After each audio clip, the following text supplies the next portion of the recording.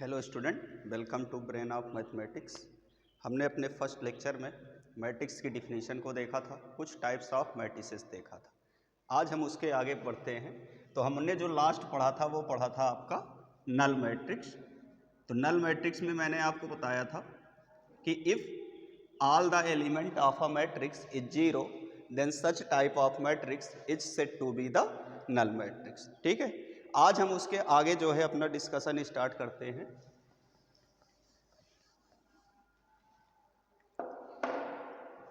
तो आज हम बात करते हैं किसकी? डायगोनल मैट्रिक्स की। डायगोनल मैट्रिक्स, तो ये आपका जो डायगोनल मैट्रिक्स होता है, हमको अब इसके बारे में देखना है। तो हम डायगोनल मैट्रिक्स इसको बोलते हैं।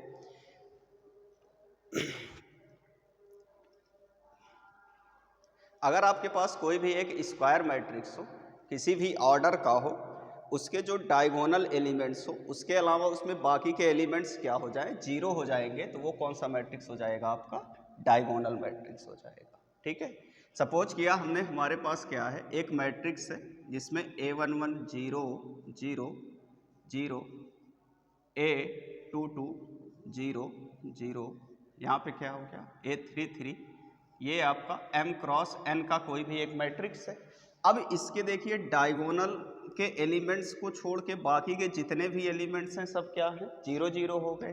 तो ये मैट्रिक्स क्या बन जाएगा? आपका एक डायगोनल मैट्रिक्स बन जाएगा। ठीक है, तो अगर all if we take any square matrix the diagonal elements is not zero but the other non-diagonal elements is 0 then such type of matrix is said to be the diagonal matrix। ठीक है, तो इसकी हम definition लिखते हैं। पास देखिएगा, a square matrix, I square matrix of any order, a square matrix of any order whose non-diagonal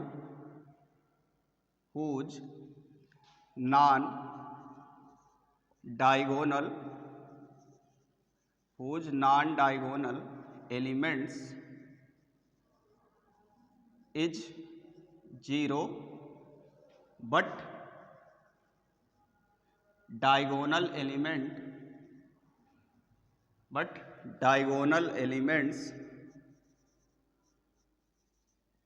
is not zero is said to be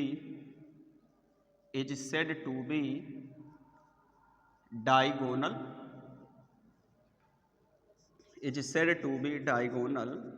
matrix.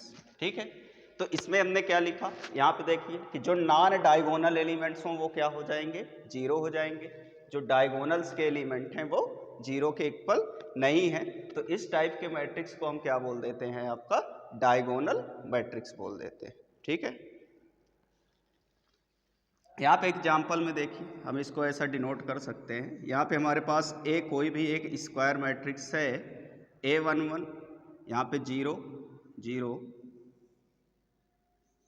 0, A22 0 0, यहाँ पर भी 0, ये आपके पास A33। इसका अगर हम ऑर्डर देखें तो ये क्या हो गया? m क्रॉस n का हो गया। ठीक है, तो यहाँ पर देखिए डायगोनल के अलावा जितने भी एलिमेंट्स हैं, जो नॉन डायगोनल एलिमेंट्स हैं, सब के सब क्या हैं? जीरो हैं।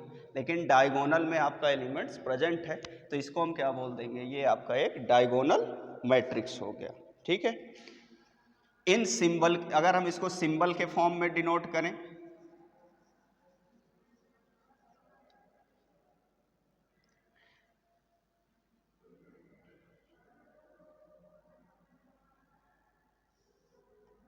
इन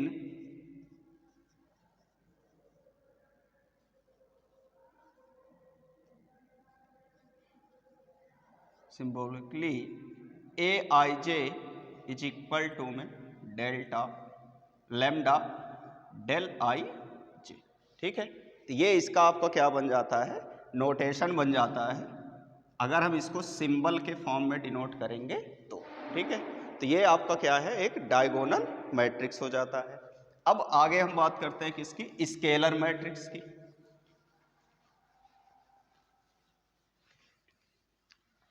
जो हमारे पास नेक्स्ट मैट्रिक्स है वो कौन सा है आपके पास, स्केलर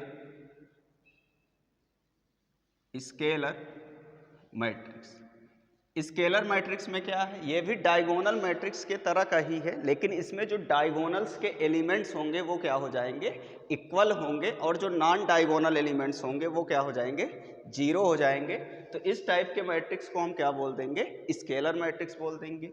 जैसे आप यहाँ पे देखिए, ये आपके पास कोई एक स्क्वायर मैट्रिक्स है, 0 0 0 2 0 0 0 2। तो यहाँ पे देखिए ये जो डायगोनल्स के इसके एलिमेंट्स हैं वो सब क्या हैं, इक्वल हैं, ठीक है। तो ये अगर डायगोनल्स के सारे एलिमेंट्स इक्वल हों और जो बाकी के जो नॉन डायगोनल के एलिमेंट्स हैं वो क्या हैं, 0 0 होंगे, तो इस टाइप के मैट्रिक्स को हम क्या बोल देंगे कि ये एक आपका क्या है, एक स्केलर मैट्रिक्स है, ठीक है। तो इसकी अगर हम डिफिनीशंस की बात करें तो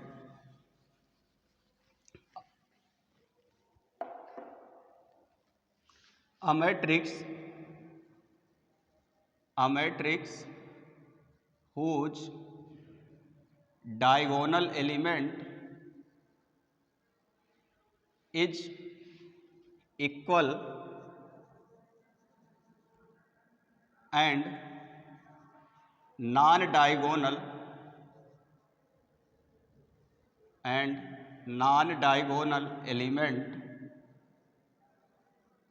elements are 0 is said to be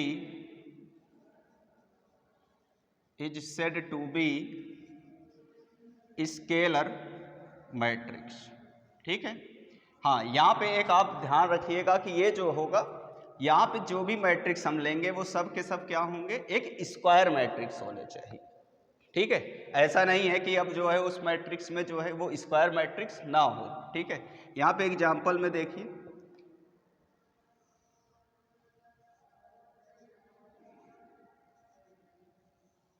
ये आपका देखिए 2 क्रॉस 2 का एक मैट्रिक्स है। इसमें देखो जितने भी डायगोनल्स के एलिमेंट हैं वो क्या हैं, इक्वल हैं, और बाकी के जो नॉन डायगोनल्स के एलिमेंट हैं वो 0 0 हैं। तो इस टाइप के मैट्रिक्स को हम क्या बोल देंगे, स्केलर मैट्रिक्स हम बोल देते हैं, ठीक है। यहाँ पे हम जैसे लिखना चाहें अगर, तो A11 equal to A22 equal to में A33।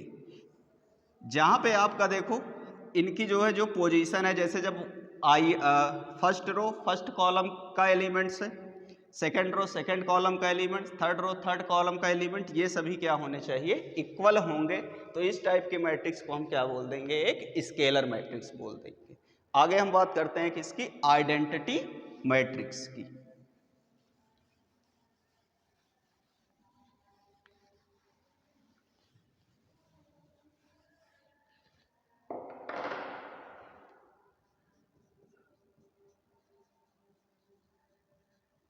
आइडेंटिटी मैट्रिक्स, तो आइडेंटिटी का मतलब पहले समझ लीजिए। आइडेंटिटी का मतलब क्या हुआ कि 1 होना चाहिए, ठीक है।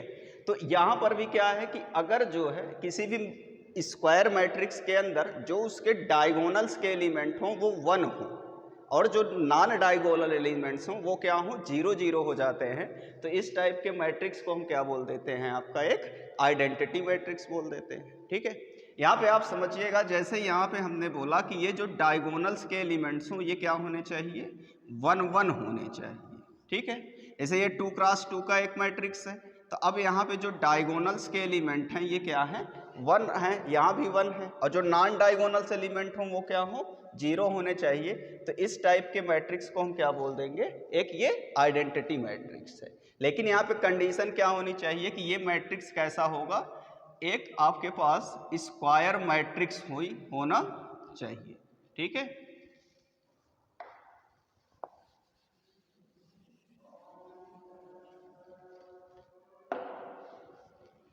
तो इसकी डिफिनीशन में हम क्या लिखेंगे, आ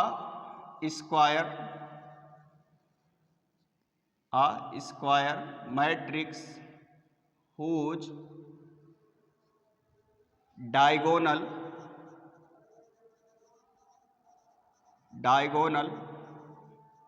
elements is 1 and non-diagonal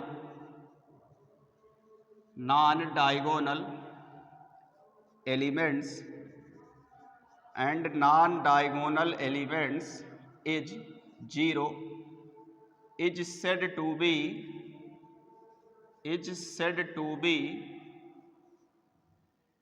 identity matrix.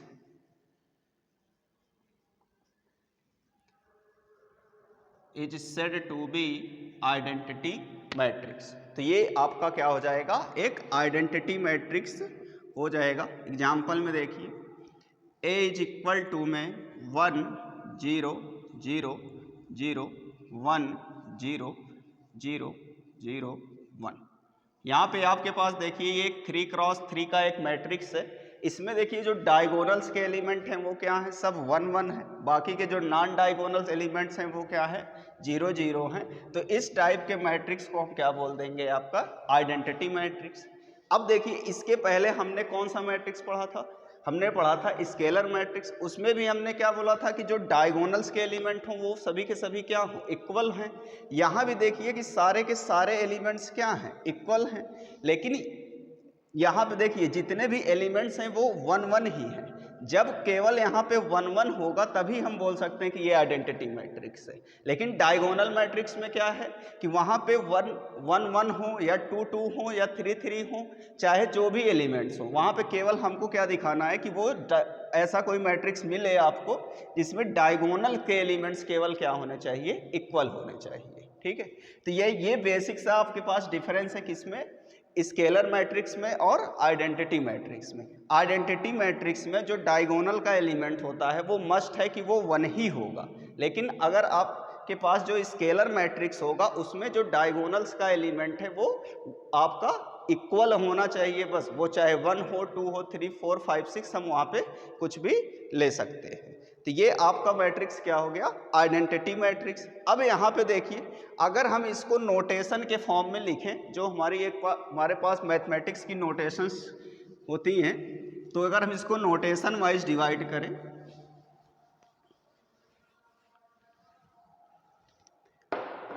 तो यहाँ पे ध्यान से देखिएगा। पहले इस एग्जाम्पल्स में हम देखते हैं, हमने लिखा था कि A इज इक्वल टू में 1 0 0, यहाँ पे 0 1 0, ये 0 और यहाँ पे 1। हमने लिखा यहाँ पे 3x3 का मैट्रिक्स। अब अगर आप ध्यान से देखो तो ये क्या है, A11 है, ये क्या है A12 है, और ये 1 3 हो गया। यहाँ पे ये क्या हो गया A21 A22 और ये A23 हो गया। यहाँ पे A31 A32 और ये आपका क्या है A33 एलिमेंट्स है।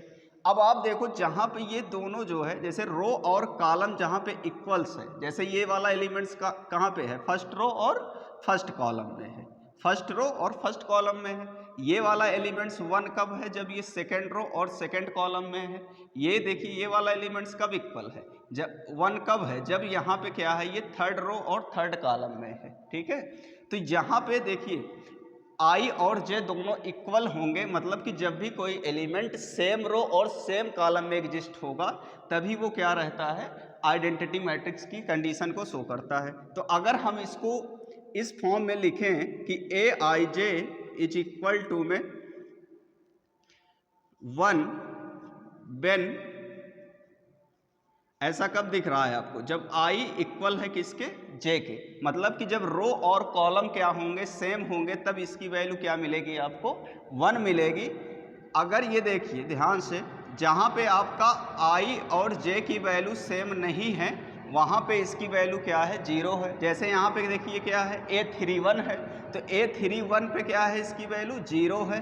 A32 पे क्या है, इसकी वैल्यू 0 है। लेकिन जैसे ही A33 आया इसकी वैल्यू क्या मिल गई आपको, 1 मिल गई। तो अगर हम इन नोटेशन वाइज लिखें तो हम ये रिप्रेजेंटेशन भी लिख सकते हैं कि Aij is equal to in bracket 1 when I equal J, if I that not equal to J then the value is elements of the matrix is 0। ठीक है, तो ये इसका नोटेशन है। इसी में अगर हम जो है बीएससी पहले थर्ड ईयर में वो टॉपिक था आपका एक क्रोनोकर डेल्टा के नाम से हम उसको जानते हैं। जब आप बीएससी थर्ड ईयर में, अब तो सेमेस्टर वाइज हो गया है, तो क्रोनोकर डेल्टा भी यही इसी सेम पर डिफाइन होता था। इसको हम डेल्टा से डिनोट करते थे, यहाँ पे आई होता था और यहाँ पे जे। इनको हम क्या बोलते थे, ये क्या है सबसे ऊपर है तो इसको हम बोलते थे सुपर स्क्रिप्ट, सुपर स्क्रिप्ट। और ये जे है तो इसको हम क्या बोलेंगे, सब स्क्रिप्ट। ठीक है, तो जो ऊपर होता है उसको हम सुपर स्क्रिप्ट और जो नीचे होता है इसको हम सब स्क्रिप्ट। ये किसकी लैंग्वेज में होता है, ये टेंसर की लैंग्वेज में होता है। तो इसकी भी वैल्यू सेम जैसे आपका आइडेंटिटी मैट्रिक्स होता है वैसे इसकी भी वैल्यू शो करती है। इसकी वैल्यू ऑलवेज 1 होगी, कब, जब व्हेन i इक्वल टू में j होगा। इसकी वैल्यू 0 होगी when i that not equal to j होगा। ठीक है, तो आइडेंटिटी मैट्रिक्स और क्रोनोकर डेल्टा दोनों जो है क्या है, सेम है। इसको हम बोलते हैं क्रोनोकर डेल्टा, क्रोनोकर डेल्टा। ठीक है, तो ये आपका सिंबल्स होता है क्रोनोकर डेल्टा का। ये भी सेम ऐसे बिहेव करता है जैसे आपका आइडेंटिटी मैट्रिक्स की तरह। इसकी भी डिफिनीशंस को हम निकालते हैं। ठीक है,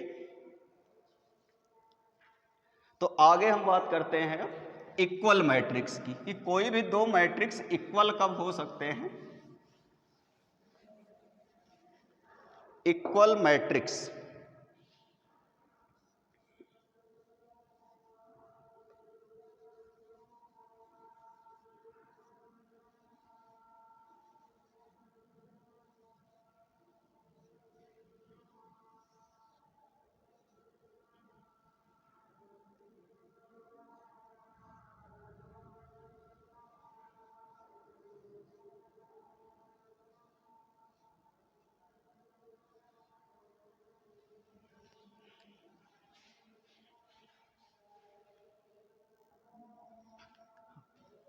तो आगे हम बात करते हैं किसकी, equal matrix.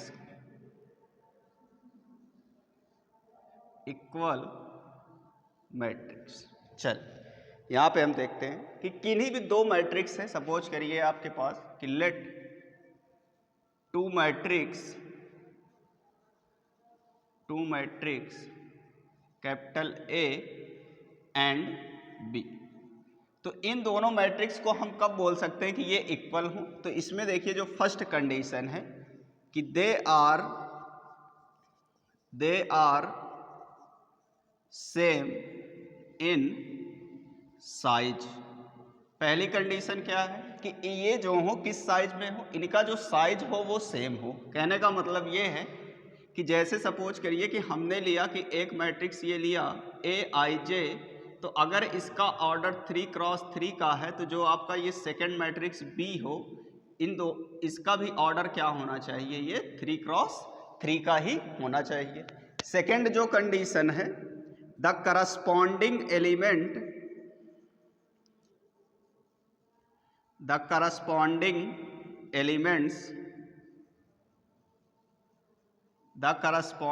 Elements are equal. जो इसके करस्पॉन्डिंग एलिमेंट्स हों दोनों मैट्रिक्स के वो क्या होने चाहिए, इक्वल होंगे। तब हम बोल सकते हैं कि कोई भी दो मैट्रिक्स क्या होंगे, वो इक्वल हो जाएंगे। ठीक, फर्स्ट कंडीशन क्या है कि they are same in size. Same in size का मतलब है कि इनका भी ऑर्डर क्या होना चाहिए, सेम होना चाहिए। सेकंड क्या है कि जो इसके करस्पॉन्डिंग एलिमेंट्स हों वो भी क्या हों, इक्वल होने चाहिए। तब हम किसी भी दो मैट्रिक्स को क्या बोल देंगे कि ये these two matrix are equal। ठीक है, अब देखो इसको हम एग्जाम्पल्स के साथ देखते हैं। हमने यहाँ पे लिया एक matrix A is equal to में 1 2 3 4 5 6 7 8 और यहाँ पे हमने क्या लिया, ये 9। अब सेकेंड मैट्रिक्स हमने लिया B,